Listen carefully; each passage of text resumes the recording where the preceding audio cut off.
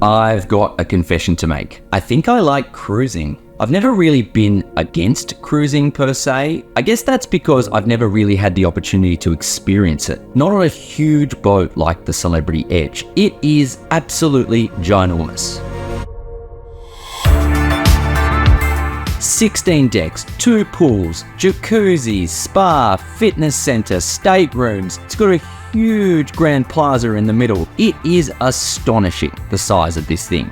My first reason why I like cruises so much now, no fuss embarkation. That was one of the easiest processes of getting on a method for transport I've ever had in my travel career. Getting on a boat is simple. It's so understated. From arriving at the International Passenger Terminal in Sydney, checking in, going through immigration, and walking on the boat, literally within 10 minutes, I am inside my stateroom, unpacking my suitcase. It's that easy. There's no transiting, there's no taxis, there's no waiting around in airports when on Celebrity Edge. There's literally something happening every 10 minutes across the 16 decks of this boat. There's Zumba classes on the rooftop garden. There's a theatre where there's nightly shows. You can even do your Zumba in the pool if that's what you want to do. One of the things that is really bringing the younger audience to cruising at the moment is definitely the interior design and architecture of these ships. Clearly some money, some thought, and some experience about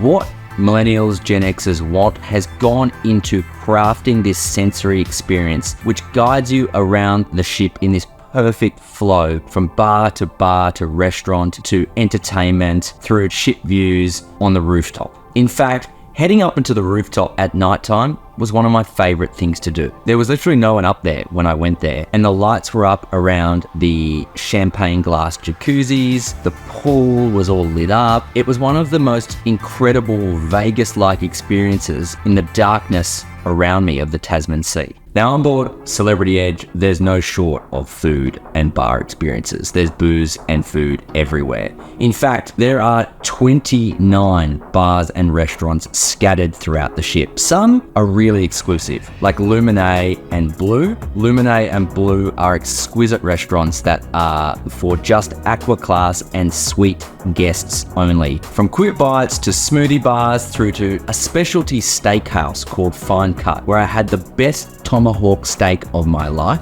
or to sushi restaurants like Raw on 5. These spots are magical. But even the Ocean View Cafe, more of a buffet experience. It's open to most cruising guests. It has some of the best tasting pizza and nachos I've ever had. One of the things that has already got a lot of PR, and deservedly so, is Celebrity Edge's new magic carpet, and that's a cantilevered bar and restaurant. But I have 2 favorite spots on the Celebrity Edge, and they deserve a special mention because they are extra awesome. Sunset Bar on the stern of the Celebrity Edge is a standout. It is the perfect location for sunset sippers. But then below Sunset Bar is the magical space of Eden, and it does exactly what it says on the packaging. Eden is a sensory dining and boozing experience in this architecturally stunning artificial garden. It's fun, it's frivolous, there's piano music playing in the background, and there's just late night mojitos and people gathering in this space which is, you can tell, has been made for bringing people together.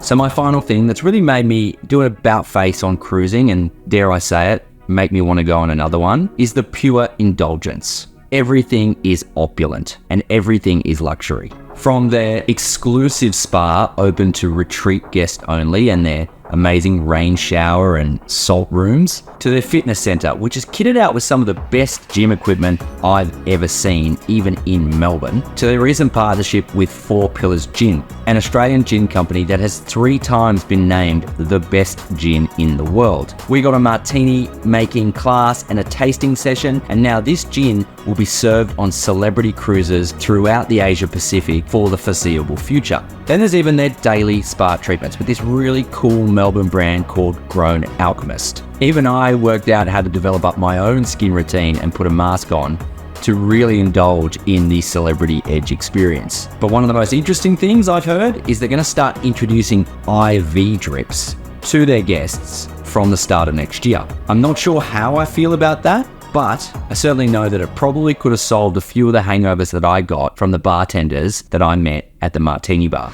Ultimately, after my experience on Celebrity Edge, what I learned is that we shouldn't judge a cruise by its cover. All these cruises, they're different, but there is a new era of cruise coming. And that means there's also a new era of cruiser coming. It's an era of young, cashed up millennials and Gen Xers who are looking for premium, luxury, all-inclusive experiences with a no-fuss approach to their holiday. They're looking for cruises that have cool, premium gin partners. And they're looking for cruises that on the first night in their Grand Plaza, after you've had a fair few martinis, that they bring out silent disco headphones that are all wired up to 3 different DJs, and you just all get into the mood and sets you up for this incredible adventure across the sea. So my final piece of advice is saddle up to the first person you find on the stern of the Celebrity Edge at the Sunset Bar, my favorite spot. Watch as the wake of this ship just disappears into the horizon and prepare for the adventure of a lifetime. This is one premium cruising holiday